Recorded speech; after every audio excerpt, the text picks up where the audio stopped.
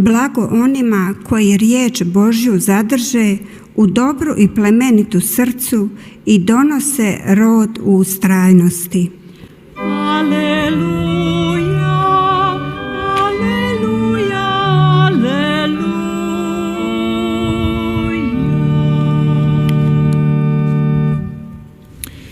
Gospodin s vama. I s duhom tvojim. Čitanje Svetog Evanđelja po Luki. Slava tebi, Gospodine. U ono vrijeme dođe Isus u Nazaret, gdje bijaše othranjen, uđe po svom običaju na dan subotni u sinagogu, te ustane čitati. Pružiše mu knjigu proroka Izaije. On razvije knjigu i nađe mjesto gdje stoji napisano: Duh Gospodnji na meni je, jer me pomaza, on me posla blagovjesnikom biti siromasima, proglasiti sužnjima oslobođenje, vid slijepima, na slobodu pustiti potlačene, proglasiti godinu milosti Gospodnje. Tada savi knjigu, vrati je poslužitelju i sjede. Oči sviju iz sinagogi bijah uprte u njega. On im progovori: Danas se ispunilo ovo pismo što vam još odzvanja ušima. I svi su mu povlađivali i divili se milini riječi koje su tekle iz njegovih usta. Govorahu: Nije li ovo sin Josipov? A on im reče: Zacijelo ćete mi reći ovu prispodobu: Liječniče, izliječi sam sebe. Što smo čuli da se dogodilo u Kafarnaumu, učini ovdje u svom zavičaju. I nastavi: Zaista kaže vam, nijedan prorok nije dobro došao u svom zavičaju. Uistinu kaže vam, mnogo bijaše udovica u Izraelu u dane Iline, kad se na 3 godine i 6 mjeseci zatvori nebo, pa zavlada velika glad po svoj zemlji. I nik jednoj od njih nije bio poslan Ilija, doli k ženi udovici u Sarfati Sidonskoj. I mnogo bijaše gubavaca u Izraelu za proroka Elizeja, i ni jedan se od njih ne očisti, doli Naman Sirac. Čuvši to, svi se u sinagogi napune gnjeva. Ustanu, izbace ga iz grada i odvedu na rub brijega na kojem je sagrađen njihov grad, da ga strmoglave. No on prođe između njih i ode.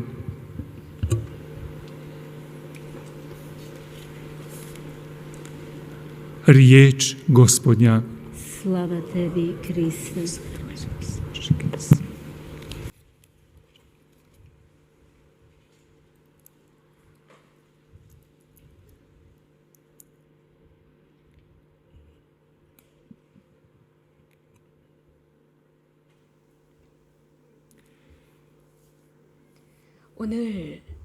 Danas crkva započinje s Lukinim evanđeljem. Evo imat ćemo 교회는 루카복음과 함께 시작을 했습니다. 그래서 우리는 이 주간 내내 루카복음의 말씀을 듣게 될 것입니다. 오늘은 예수님께서 당신이 자라신 나자렛으로 가신 장면입니다. 그곳에서 당신의 프로그램을 드러내십니다. 실제로 당신의 이성과 사명, 그분께서 지니셨던 모든 것은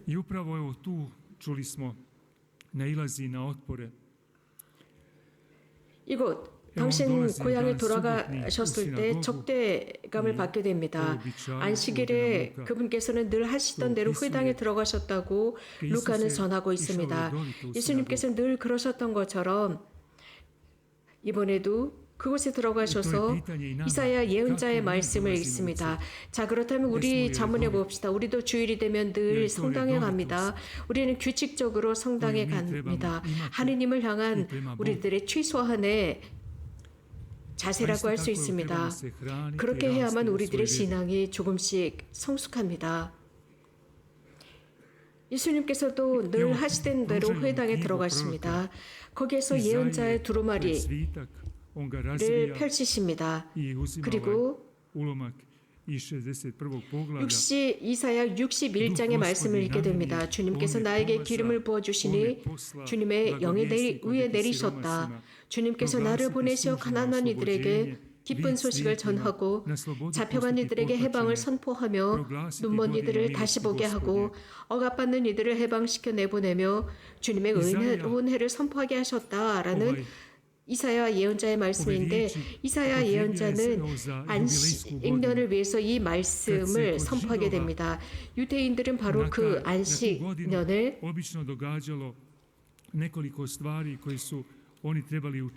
이 유대인들은 안식년에 통상적으로 여러 가지 다양한 것을 합니다. 즉 갇힌 이들을 내보내주고 노예들을 풀어주고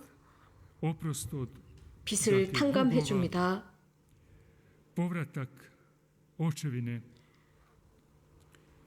그리고 해당되는 사람들에게 재산을 나누어주는 일 등등을 합니다. 예수님께서는 이 말씀을 읽으신 뒤에 50년, 즉 안식년을 기다릴 필요가 없다. 어떤 현실을 선포하기 위해서 50년을 기다릴 필요가 없고 당신의 현존 자체로서 이러한 은혜로운 해, 즉 안식년을 선포하시게 됩니다. 신년입니다. 이 신년에 아픈 이들, 억압받는 이들을 풀어주는 것입니다. 그러므로써 당신의 사명을 드러내셨습니다. 이러한 50년, 신년에 관한 말씀을 하셨을 때 이 말씀을 듣던 청중들은 아주 기쁘게 그 말씀을 받아들입니다. 성령의 놀라우신 모습이 그분과 함께 하셨습니다.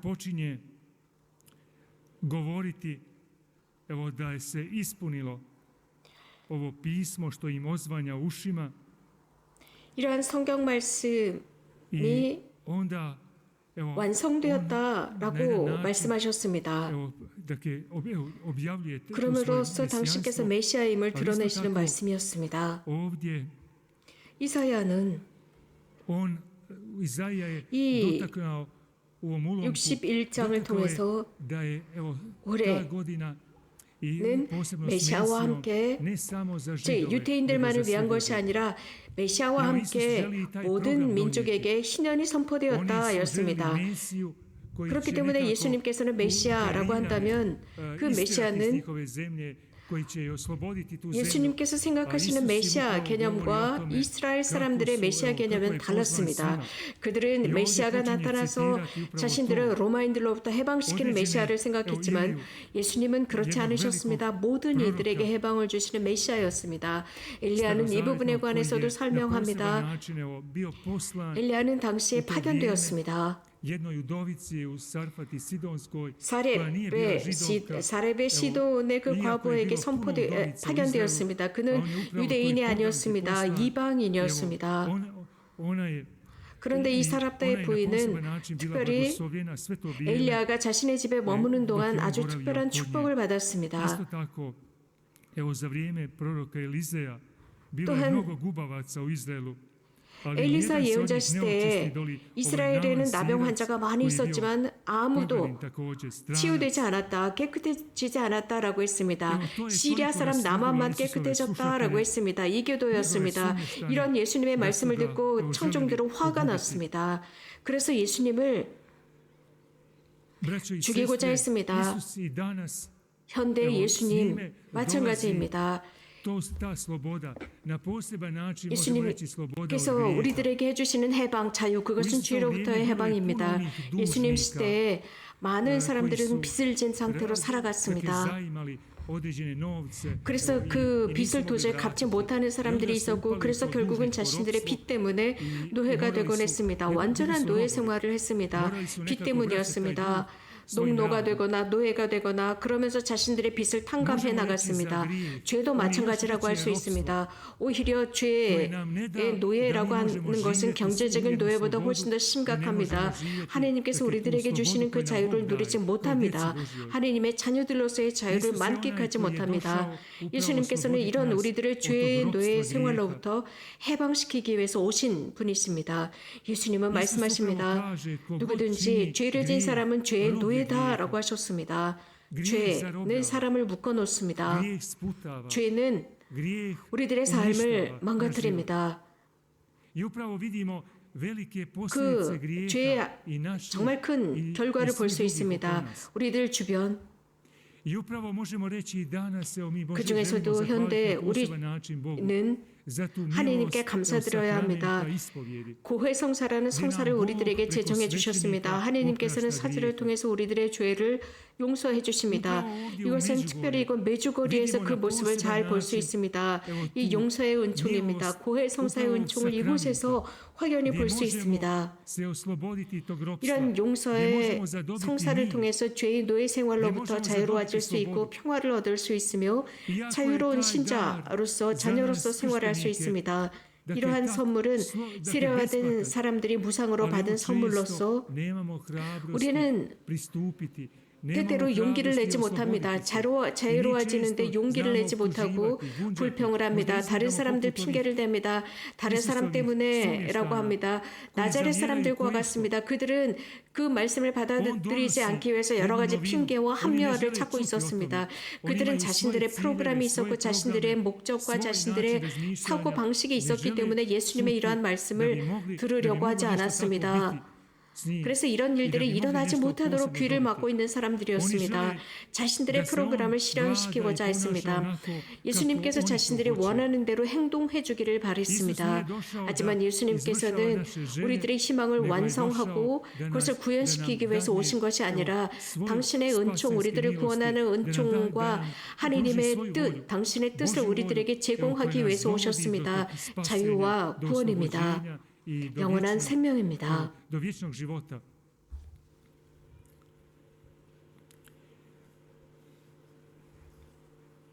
메주거리에 머문다는 뜻은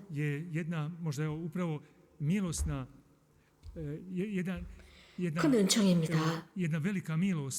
이유는 하나님께서 이곳에서 많은 사람들을 어루만져 주셨습니다. 고해성사를 통해서 그렇습니다. 특히 우리 사제들은 이러한 고해성사 속에서의 하나님의 특별한 은총을 체험했습니다. 이곳에서 하나님께서 주시는 은총입니다. 많은 사람이 이곳에서 회심했고 회개했습니다. 이런 사람들은 자신들의 두려움이 무엇이었는지 언급하곤 했습니다. 하나님께서 자신들에게 주신 그 은총을 통해서 그들은 고해 성사를 받을 수 있었습니다. 그들은 고해 성사를 원치 않았지만 그 자신들이 받은 은총이 훨씬 더 컸기 때문에 자연스럽게 고해소의 문을 열고 들어가서 자신들의 죄를 인식하고 자신들의 죄를 고해하면서 자신들의 삶이 바뀌었습니다. 특별히 메주거리에서 고해 성사를 받고 고해 성사에 머물면서 그렇게 되었다고 증언하고 있습니다. 이건 메주거리에를 순례하시는 여러분들 용기를 내십시오. 여러분들도 이렇게 해보십시오. 모든 죄와 관계된 묶인 모든 현실로부터 자유로워지십시오. 그래서 하나님의 은총이 우리들에게 닿을 수 있도록 하십시오. 그 결과 하나님께서 실제적이고 구체적인 분이심을 체험하십시오. 우리 가운데 그분의 사명은 매우 강렬합니다. 단 우리들의 마음을 열 때 그렇습니다. 예수님께서는 파견되신 분이십니다.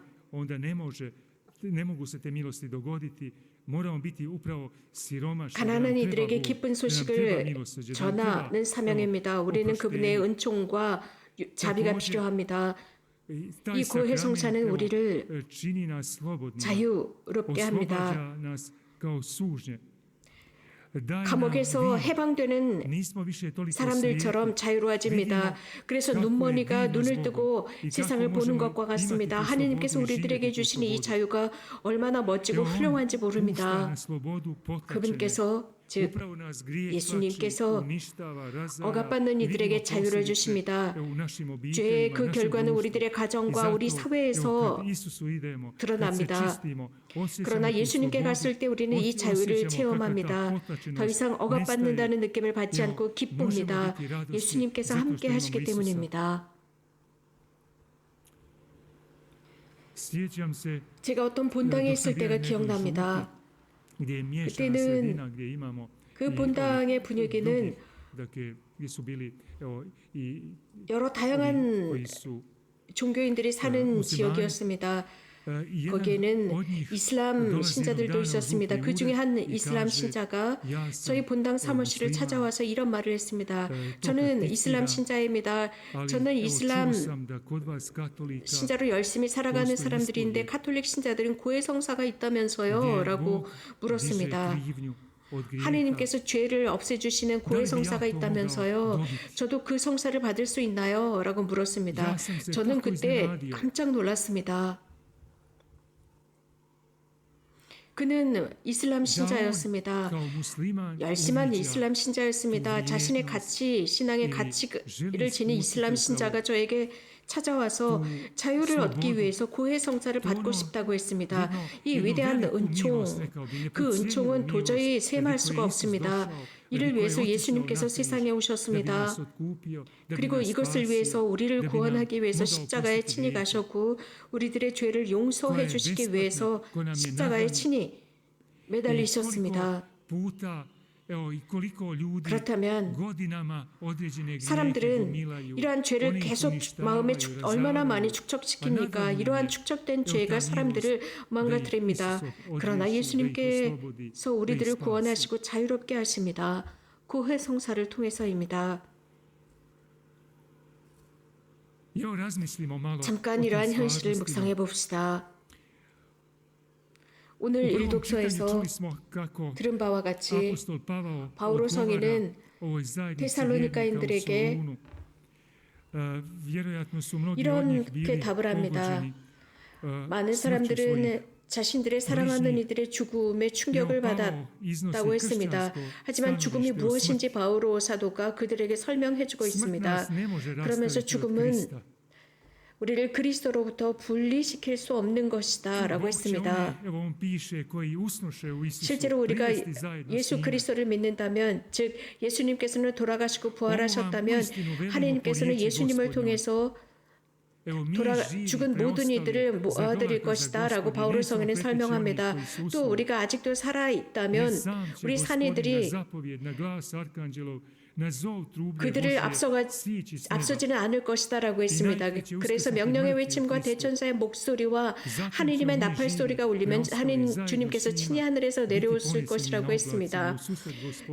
그래서 그때까지 남아있게 될 우리 산이들이 그들과 함께 구름 속으로 들어올라가 공중에서 주님을 맞이할 것이라고 했습니다.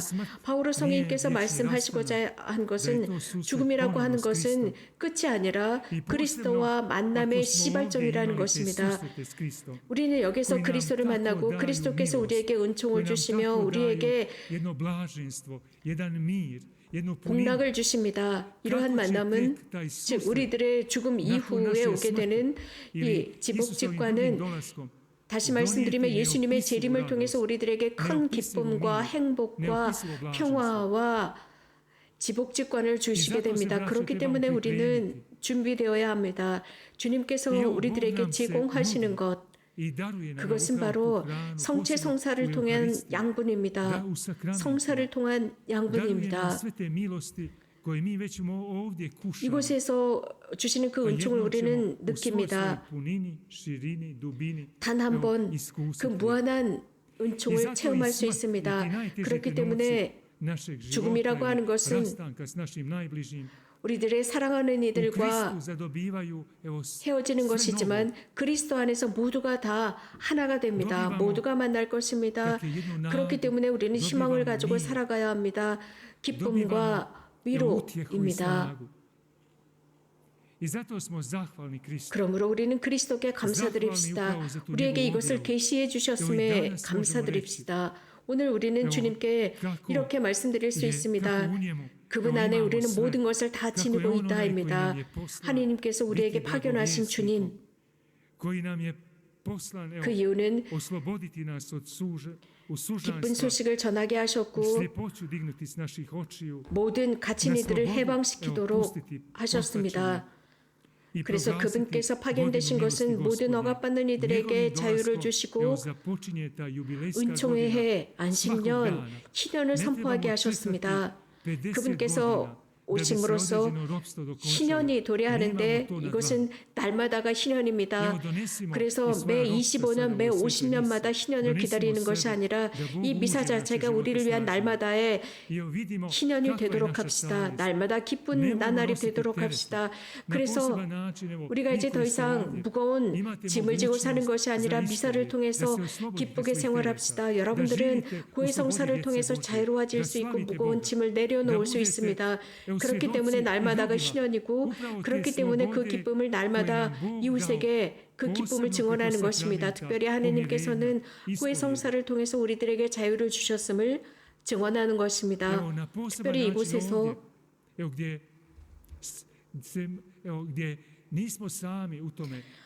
고해성 앞에 많은 사람들이 줄을 서 있는 것을 볼 수 있습니다. 혼자 고해성사를 받으려고 서 있지 않습니다. 많은 이들이 줄을 서 있습니다. 이런 은총을 받기 위해서입니다. 우리도 이런 은총을 받을 수 있도록 준비합시다. 아멘.